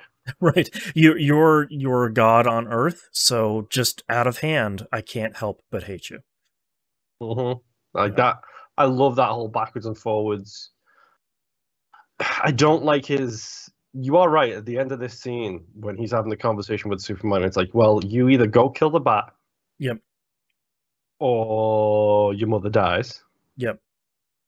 But when he walks away, it's a very Joker line. It feels inappropriate for Lex when he's like, Yeah. "When you got here, you had an hour. Now you have less." Like Yeah. that is such a Yeah. Joker line. Well, he's carrying the little timer, like a kitchen timer in his hand, and it's like you don't need to do this because we already know that you're capable of doing horrible things. You blew up the Senate hearing, and we do eventually find out that another Lois Lane scene.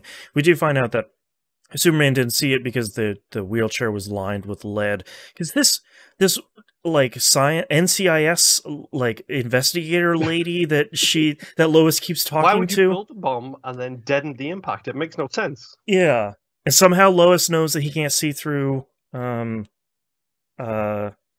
through lead. She's probably been reading the comics too. But yeah, we get that. I largely like that scene on the roof because I think it is interesting to see Lex put it all together and become a real threat. And we do see then Superman fly off and be like, all right, well, I'll figure out a way around this, but I don't. He has a chat with Lois first. Come on. He goes down and he finds Lois and he's like, well, he's making me fight him. Doesn't explain anything. Just broad generalizations. Right. I gotta fight Batman. She's like, who is Batman? Where have I been? What have I figured out this thing with the bullet? What are you talking about? Yeah, followed by it's impossible to stay good in this world, which is a very non-Superman line. That's the Batman line. Also, he like... there's a lot of scenes of him just being like, Lois, I'm sad, pew, and then he like flies off, and it's like, man, what's happening here, man? Like, you know, he does it a lot. It's just like, Lois, I have feelings, pew. It's just like, what? Okay, you could just talk to. All right, sure, Lois will help you. She figured it out, but bye. This is where we do get Gal Gadot opening those files on the machine, which I don't think we need again, especially that close to the last time. Yeah. And Superman goes and lands in front of Batman. The fight starts. The last fight in the movie, right? 45 minutes for this fight. I like a lot in this fight. I like Superman literally just touching Batman and he like flies through a building. Like, yeah, it's just like him showing Batman that like you need to stop because you are so outclassed at this point. Like you can't even stand up in front of like he pokes you with a finger and you just explode. Like this is One Punch Man. I like the fact that it does do a good mix of Batman's. It shows what Batman's good at, where he sets up like trap after trap after trap after trap, which all do immobilize Superman. They don't do anything to him. Haha, I have guns. Like they immobilize him for a little bit, but it doesn't do a whole lot. Yeah. All the while, Superman's trying to talk him down. He's not listening. Blah whatever. But you were right. He does punch him through a few walls here, which is worth noting for the record. Real good. And we get to I think when we get to the roof is when we get the first kryptonite gas bomb. Yeah, I like a lot about this, especially how when the kryptonite cloud is kind of dispersing a little bit, you can see it kind of coming towards Superman's face. Like he's clearly ingesting it, and I think that's a real... It's not just like, oh, it's around me. Oh no, I can't see the sun. It's just like, no, I breathed a lot of this in, and it's real bad. Yeah, and like I love the speech and the speechifying from Batman where he's like, "You feel that? That's a fear. Mm-hmm. You're not brave. Men are brave. This It is why you're not brave is because you don't have to be afraid of anything." it feels like a very Batman thing, and I feel like this and like another scene in a little bit, I feel like finally they kind of nailed Batman for me in this movie. It's like this scene Mhm. here where Superman got too cocky, Batman knocked him down a peg, so Batman's getting too cocky, which is clearly going to backfire very shortly. Which, yeah, can we talk about that moment when they're fighting, they smash each other through a bunch of walls, whatever. They're a little bit Superman more on starts to even feel ground at pain. this point. Yeah, I like the fact that Superman swings for him and he just blocks it. He's like, "What? And what?" Yeah, what are Like you gonna it. do now? Yeah, now that you can't literally I'm a flick me through robot. a wall. Um, but yeah, the kryptonite gas bomb wears off, and I love the way it wears off, where it's like Batman has Superman pinned against the wall, and he's just hitting him with the same right hand punch over and Yep. over and over again. And it's like, okay, that hurts. That hurts a little less. That hurts a little less. That hurts a little less. That He's didn't like hurt at all. flinching less every punch. And then you just hear ding and crunch, and Mm-hmm. that the fist on his right thing like crunches, and Superman just looks at him like, and now what? Right. It's a really good look from Cavill. Is just like, I'm back, baby. Like Mhm. it's a little bit of cockiness from Superman that I think he needs every once in a while. Yeah, and they continue to fight. Whatever. You'd be dead if I wanted it already. Blah blah blah blah blah. There's a lot of like superhero, supervillain, like crush you under my boot, like that sort of. It's like, okay, yeah, I get it. Sure, sure, sure. Mhm.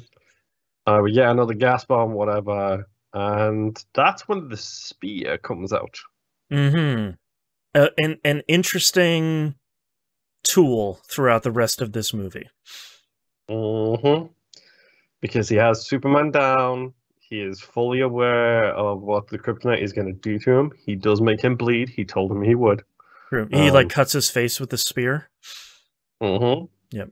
That's when Lois shows up as well, because we get the Martha moment. Yeah, it's interesting because Superman is he's like sort of mumbling and like a little bit incoherent at the point where he's like he like Lex has Martha, he He's has got Martha. Batman stepping on his throat, dude. Yeah, like he's on his way out. Um and I like that Lois has to rush in to be like, that's the name of his mom. Like, you Mhm. jerk. Because Batman is like, why'd you say that name? Why'd you say the name, bro? How do you know her name, bro? You want to fight, bro? That's my mom, bro. Mhm. It's like, like, just listen to him, man. Um, Which is funny because I never made the connection that they shared the same mother's name right. until this movie. Yeah, even though, like, throughout the beginning of the movie, they are very leaning on Martha Wayne. Her name was Martha Wayne. It's like, okay, Mhm. all right, cool. I I see it. I see it a lot of times. Mhm. But if you're not a fan of the comics, like Thomas and Martha Wayne were always like repeated all of the time. But if Yep. you're not a fan, like obviously they're kind of stringing you along the entire time. Um, So the moment. mhm. How did you find it? Because I've got a point I want to make about this, which might redeem it if you hated it. But I'm curious, like just straight out, how did you actually mind this The moment? Martha moment, Yes, the whole sequence, like him saying it, Batman right? reacting, then Lois showing up and saying it was his mother. I think it's handled fine. I don't love it and I don't hate it. I think it's easy to see how people could go into the movie and see the scene and be like, that was pretty cheesy. I don't really mind it that much. I think I don't think it was handled 100% well, but there has to be something that unites them so they can fight the next thing other than their desire to help people, because At this point, Batman doesn't really want to help anyone. He just wants to kill Superman and like Yep. save the world from this oppressor he's worried about. So I'm okay with it. I don't think it's the best. I don't think it's the worst. I think it's fine. Yeah, honestly, I'm generally speaking, I'm in the same boat where like I think it's okay. I think the thing that a lot of people are not taking into attention when they are talking about this moment, and when the memification happened, it was just like, go away. Just stop it with that stuff, because I really don't care. I think the thing that people don't realize, and maybe it's the 2022 version of me who is noticing this more or able to express this better, but this is the other syndrome. Until this moment, to Batman, Superman has been an other. It is an alien, zero humanity, zero connections with anything on Earth. All that Batman knows is Superman occasionally helps people, but then when Superman gets into a fight, he destroys an entire city.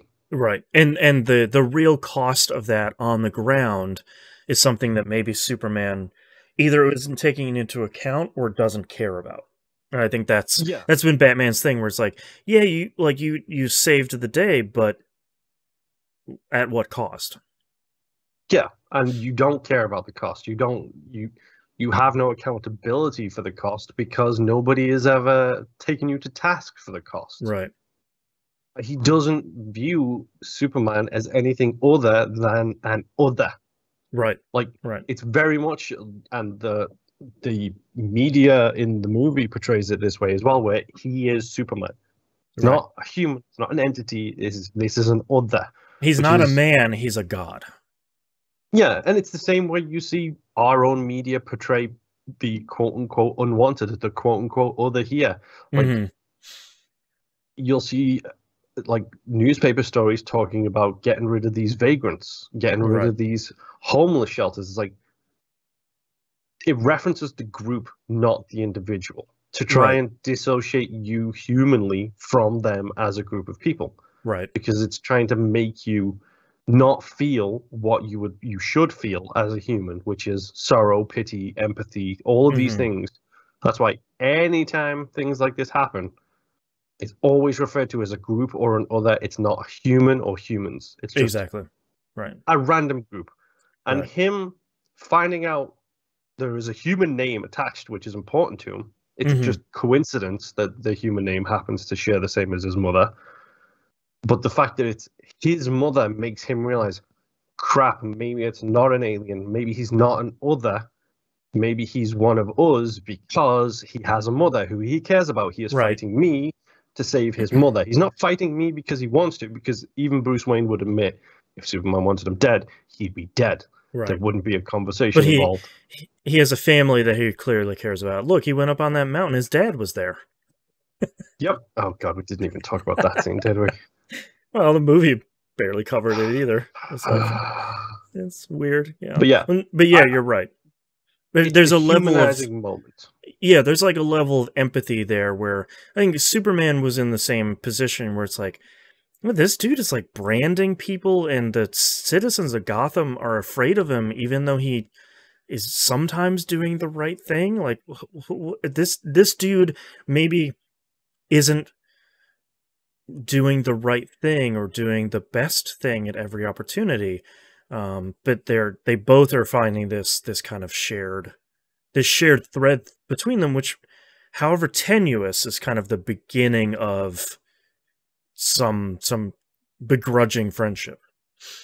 And I like that. It's a good humanizing moment for Batman to introduce him to everything that we as an audience already know. Yeah. Batman doesn't know any of that stuff. Or if he knew, he maybe didn't care, because it's like, well, I mean, sure, he saved those people, but for what? Like, what was the ulterior motive? Like, I think it's genuinely, if you sit down and use your brain for 2 seconds, it makes sense. Yeah. I agree. I don't understand why it was memed so much, but fine, whatever it was. Let's, you know, it's one of those things. Yeah. Yeah, spaceship is about to explode, so Batman promises Superman he's gonna go save Martha. Right. Um, He's like, you go do that. I'll go save your mom. It's like, oh, all right. Good job, mhm. Batman. And who's there to save the day, Boston? Um, in Alfred. Alfred has already figured out where the mother is. so In the best, like, this is like the most Alfred scene where it's like, hi, sorry I was eavesdropping. Anyways, I solved the whole thing. She's right here. She's on the third floor. If you give me access, I'll just pilot it as a drone. Don't worry your pretty little head about flying this thing. I'll put you on the second floor. You can go do it. There's 12 bogeys. Bye. It's just like, oh, thank you, Alfred. And I like that he's like, I don't deserve you. And Alfred's like, no, you no, don't. you don't. And I was just like, damn, Alfred. All right. You could put a little bit of less sass on there, but I don't blame you. You're not in the wrong. Mm-hmm. It's such a good sequence because it's like, yeah, this is why Alfred is important, you morons. Mm-hmm. I do like. I don't want to spend too much time on it, but I do like the rescue scene with Batman. He just mows his way through like what seems like 50 of those idiots. Yeah, And and that's a good Batman sequence as well. Like, let's yes, make no bones about it. He grapnels stuff. yep. He comes through the floor instead of the door. He He's wrecks a hitting bunch of people with fools. the butt of guns. Like he's messing up. Like I said in the earlier scene where he's trying to stop the convoy, like he knows what he's doing and he's good at it, and he's just going to go in there and get it done. I've got here bone crunching action because why Yep, not? yep, Um, he eventually deals with KG Beast by yep. shooting his tank on his flamethrower, which has been his go-to weapon. Mm, Which is a rookie move if you played any form of video games. You know you don't show the back of your flamethrower to anybody. It's yeah, just stupid. exactly. Yeah. He does save Martha by throwing a cape, jumping on top of her and throwing his cape over the explosion of flames, Yep. though, which is That kind of cool. that will always be cool. Batman like protecting himself from fire with his cape. And I, I'm not gonna. It's stupid. It's dumb. I should hate it, but I love the "I'm friends with your son" line. I am always susceptible to that. Where it's like, nah, that's Superman. It's just Mhm. like, it's always gonna get me. Yeah, and I especially like how she responds with, "Yeah, I figured the cape." Yeah, she's not an idiot. Like she knows. Okay, sure, why not? Yeah. And finally, 2 hours and 22 minutes into this movie, we get the main punchy villain of the piece. It's Doomsday, baby. Of every villain you would pick, you pick the one that very famously killed Superman in the comics. Uh-huh. Yeah. So, out of curiosity, did you Yeah. know before coming into this about the end? No. I feel like the Martha thing is probably the latest thing in the movie that I knew about. Okay, so you didn't know the fight resolution or anything like that. No. When Doomsday showed up, did you expect it? Yes. I feel like you don't put Doomsday in a Superman thing unless he's gonna kill Superman. So I'm pretty sure the regular cut they never call him Doomsday. Wow. He's never referenced by name. That's interesting. Okay.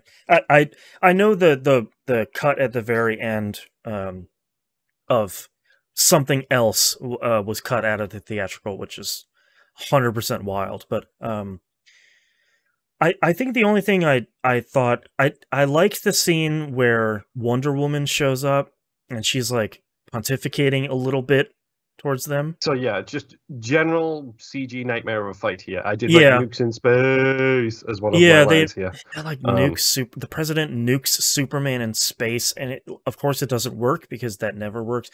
There's like eye blasts and Projectile number 2, by the way. yeah, Projectile like number 2. everybody's punching everybody. There's a lot going on. So moment number 4, Okay, moment number 4.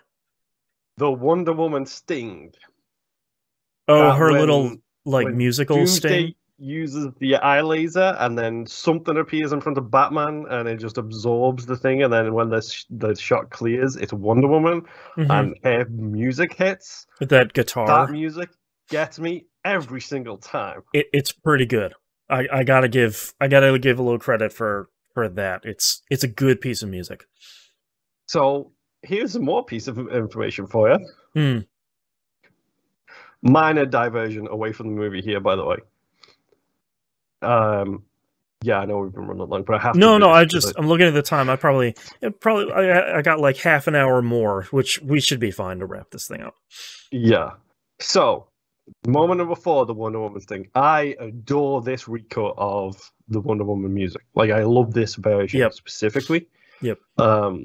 Which this is what I was talking about earlier when I said that they used the full Wonder Woman sting in one of her earlier appearances, and it's like, why would you use the full thing? Right, like this is the time where you put like a quiet string version before, Which like they do. When she's looking at the files, they do the very mellow Wonder Woman theme underneath. Which I'm think the hardcore sting from earlier was taken out of the movie, the cinematic cut completely, because you want the full sting to be right here for the very first time. Right. And every time I get goosebumps. Yeah. Now, this is a Hans Zimmer movie, I believe, who did the score. Hans Zimmer and Junkie XL. That's who I want to talk about. Yeah. Because Junkie XL is the one who I believe is pretty much credited as coming up with this version of the Wonder Woman theme with I think it's an electric cello. It sounds very much like his stuff, yeah. Who has already appeared on Critical Misses before. Oh, no, I don't know what he appeared in. Relatively early on.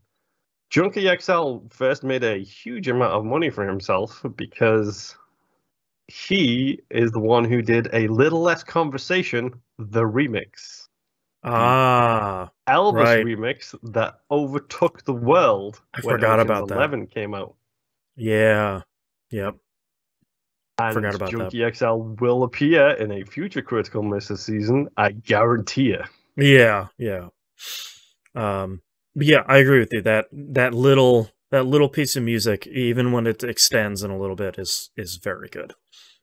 I adore that. It literally gives me goosebumps every time I hear that thread go up.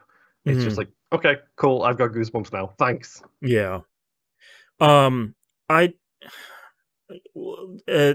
We talked a little bit ago about being a sucker for like I'm a friend of your son's. When Wonder Woman shows up and she's like talking to both of them, and I think it's Batman that says to Superman, like, "Oh, is this your new Superman friend?" Says it first. Oh, okay, it's very much like, "Oh, is this your new friend?" It's like, "No, I thought she was with you."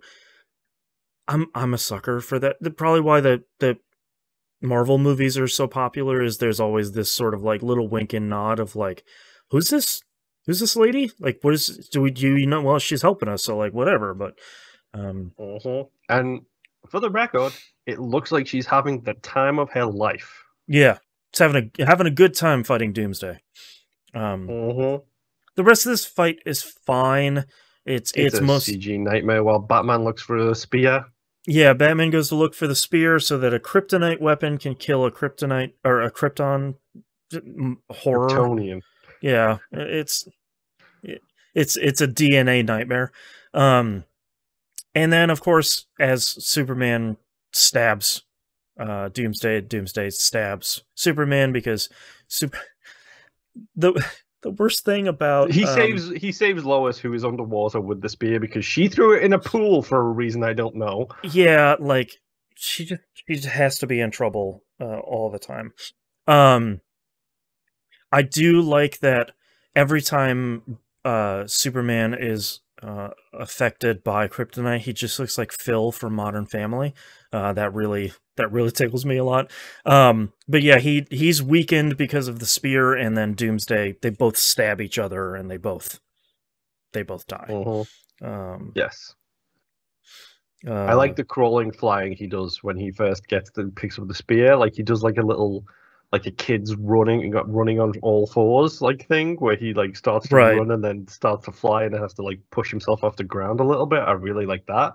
Yeah. But yeah, he does the whole dramatic fly while Wonder Woman has the rope around him around Doomsday, and then Batman does the hero's grenade in the face, noob tube style from Call of Duty.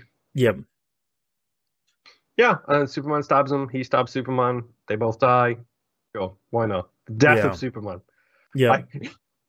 If he wasn't called Doomsday, would this have surprised you? I think so. I feel like at some point Superman has to sacrifice himself.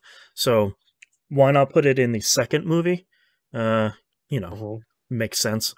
Not, the Justice League movie. Yeah, not Justice League movie, or a movie called The Death of Superman, maybe, that features just Doomsday the entire time. Why would you do that? That's crazy. Dude, I don't know. He got a good solid 40 minutes of action in this movie. That's true. That's true. The scene that happens here that's really interesting, where Luthor is getting arrested after Steppenwolf shows up and just disappears. Did you know that was Steppenwolf? Oh, 100%. Yeah. How did you know that was Steppenwolf? Because I'm curious. That dude is very memorable. Like that, there's nobody else that looks like Steppenwolf. Also, his name is dope. But yeah, Steppenwolf has his little cubes, and it's just like, hey, thanks for bringing me here. Peace. I don't expect Steppenwolf to show up in literally anything else. Maybe in the Zack Snyder's Justice League, whatever that ego-driven project is. Okay. We'll see. Do you want me to talk about Steppenwolf or not? I don't think we have enough time to talk about Steppenwolf. We'll just talk about it and say his name is dope. Also a band, I didn't know. Yes. Oh, Steppenwolf's great. Yeah, the Luthor gets arrested. Everybody is sad about Superman dying. He has like at least the duality of the funerals. He has at least 2 funerals. The kind of quiet, the quiet one at home, and then the military one.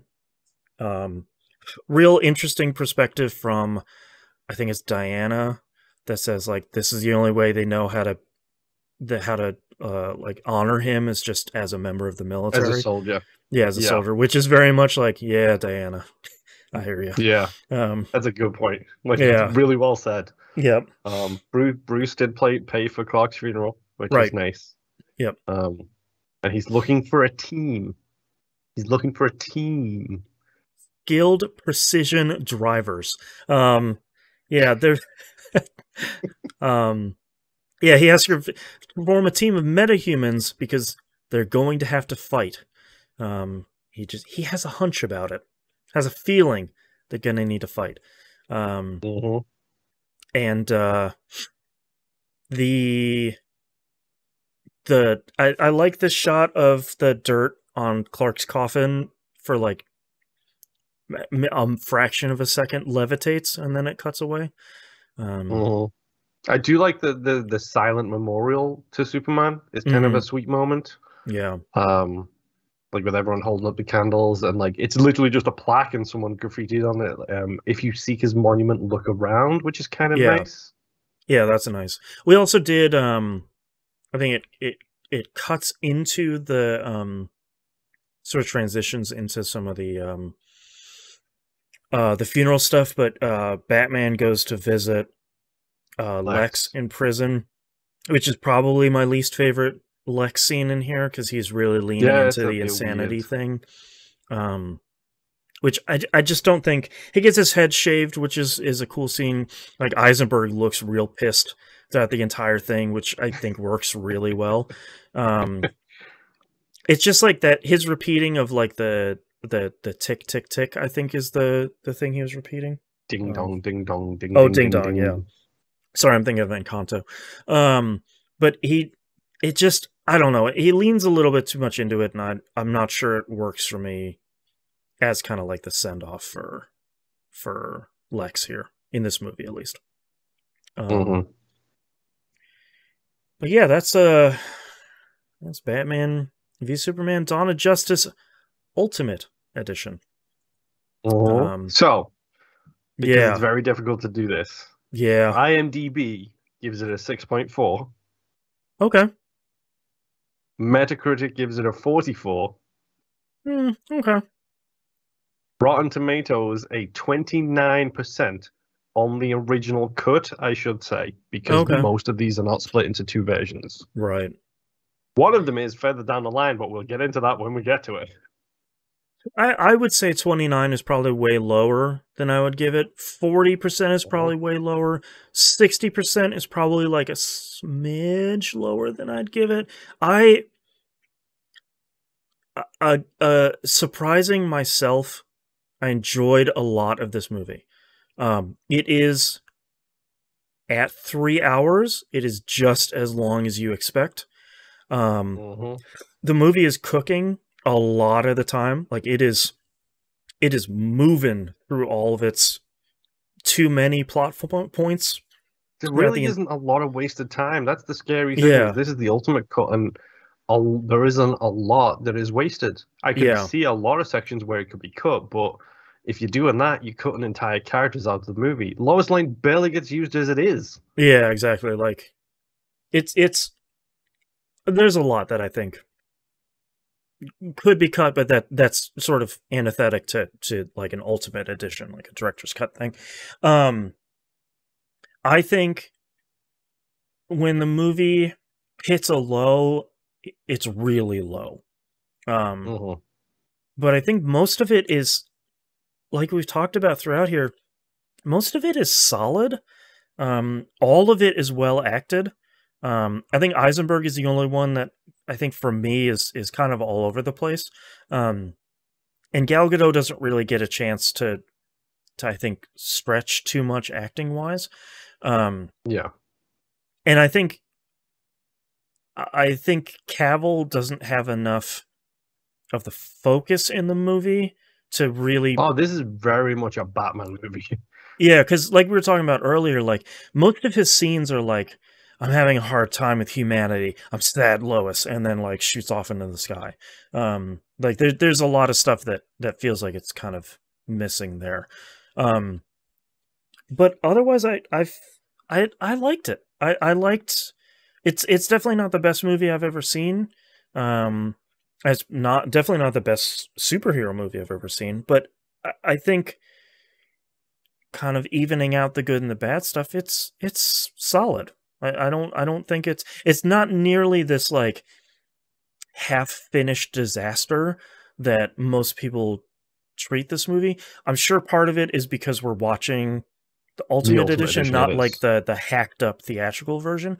But like it 100% is, because I think this version is fine. This version, I would probably do a decent between 6 and 7. I don't know, because somewhere in there. I think it's middling to above middling throughout.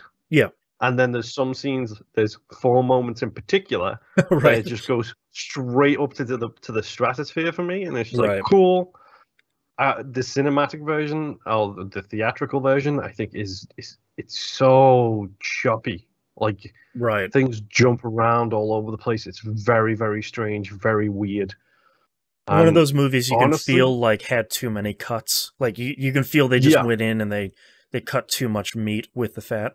There is plot threads missing here, and I don't know what they are. Kind of moments. But I still thought the theatrical version was okay. I mean, I would probably give it maybe a 4 or a 5. So it has improved it, but has it improved it 3 hours of my life enough? Right. Kind of thing. Well, and I feel like it's really tough. I've been thinking about this in the days that since I've finished it, is that fairly or unfairly the DCEU is compared directly to the MCU. Like it's inevitable. It's like if someone started making a heist movie where the people are driving jet skis, and it's just like, you kind of just made a Fast and the Furious on a lake. Like that comparison would be pretty natural. And everyone said Fast and Furious 1 was Point Break with cars, which there you go. Accurate. That's right. Nathan Drake ripped off of Lara Croft, who ripped off of Nathan Drake. Yeah. Right. And I think it's think I'm not going to sit here and be like, well, it is unfair to compare the two. It's totally fair because the two biggest comic book about franchises, as close as apples to apples as you're going to get when it comes to this kind of thing. Like it's very much like the two biggest comic book companies, whether they're the biggest or not, they're the most well known, are making connected universes across their movies. Yes, I'm going to compare them, and it's really easy to look at the stuff that the DCEU has put out so far, these two movies that we're watching, and say like, yeah, these aren't as good as the MCU stuff. I feel like it's not revolutionary that's a hot take to have, but I'm trying not to say like, boy, those fights in the Winter Soldier were really good. They were, but that's not the level of movie that we're working with here in Batman v Superman. Like it's just a different thing. So I think when you take that comparison out, I think this movie is solid. I mean, I'm not sure it would be one of those where I'm like, it's hidden gem Batman v Superman. You need to go watch it. It's really good. It's just like, yeah, man, it's fine. It's a fun time. Yeah. I'm pretty okay with it too, to be honest. Like I'm not saying I'm going to sit down and watch 3 hours worth of it again. No, yeah. I think the problem I have is a lot of the ending sequence, the ending hour of this movie is just a CG fight sequence. And some of that is impressively difficult to follow as well. Yeah. So I'm not exactly going to have it on the background. Right. Like, I'm glad I've seen it. I'm glad I've seen the extended edition because I do think it adds a lot more to the quote-unquote Martha moment, especially of like, it shows Bruce deliberately not humanizing Superman. Which allows him to do what he feels like he needs to do. Right. I think Batfleck nailed it. I think he does a great job. Fantastic job as Batman, especially an older Batman.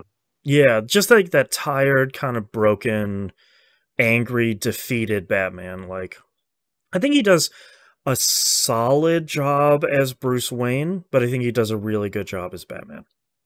Yeah. And I love the teasers for Gal Gadot. Like, I love her sprinkles in and out of it, and then literally you get her in the final fight sequence, and it's just like, okay, who is this? I need to know more. Yeah, she's got the full outfit. She's got the whip. Like, she's got the bracelets. Like, it was pretty cool. Yeah. I'm really, really looking forward to getting onto that movie. Yeah. Yeah, I think that would be my review. Is like, there's a lot of good stuff in here. There's a lot of stuff that's like, okay, I guess.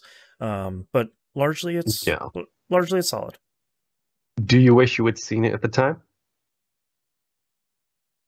No, I don't think this is one of those ones where I might feel differently, like, had I watched the theatrical when it came out, and, like, I just skipped the Ultimate Edition because I had already been burned. Like, I feel like I might have felt differently, but this is fine. I'm not sure I missed anything, and I'm not sure... It's not like Palm Springs, where it's like, man, I should have been watching this for way longer. You know, like, I could have watched this a couple times. But it's sort of like, yeah, this movie was good. I'm not sure Yeah. At the same time, you've also managed to get in and watch it and avoid the immediate backlash, the renewal of hatred, then the rise of expectancy. When the Blu-ray came out with the Ultimate Edition and people starting to enjoy it again, and then the rise of hatred again, and then... Well, was it really that good? The Ultimate, okay. Ultimate my butt. And it's like, all right, come on. Just stop reading and watching comic stuff. Just save yourself. Yeah. Yeah. Stop interacting with other humans, please. Yeah, please. All right, well, that's Batman v Superman: Dawn of Justice. That same year, like 5 months later, we got Suicide Squad, which is going to be our next movie. So, thank you for watching and listening, and we'll see you next episode. Bye. Bye.